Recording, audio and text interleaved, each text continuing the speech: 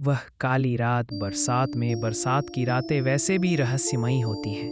बिजली की चमक और तेज बारिश की आवाज़ जैसे किसी भूली बिसरी कहानी को दोहराने आई हो। ऐसी ही एक रात थी जब एक छोटा सा गांव अजीब सी खामोशी में डूबा हुआ था। कहानी गांव का नाम था रामपुर। और उस रात बारिश ज़मीन को भिगोने नहीं, कुछ छिपाने आई थी। रात के करीब 11 बजे होंगे।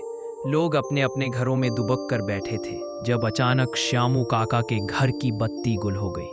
श्यामू काका गांव के सबसे बूढ़े और अकेले इंसान थे। उनकी पत श्यामू काका गांव के सबसे बूढ़े और अकेले इंसान थे। उनकी पत्नी और बेटा दोनों ही सालों पहले गुजर चुके थे। तब से वो उसी पुराने खपरैल वाले मकान में अकेले रहते थे। बरसात में बिजली जाना नई बात नहीं थी, लेकिन उस रात बिजली के साथ ही कुछ और भी गायब हो गया। तारांकन तारांकन, श्यामू काका की आवाज। तारांकन तारांकन। रिया ने अपनी माँ को बताया, पर माँ ने उसे डांट दिया। रात को बुरे सपने आते हैं, सो जा।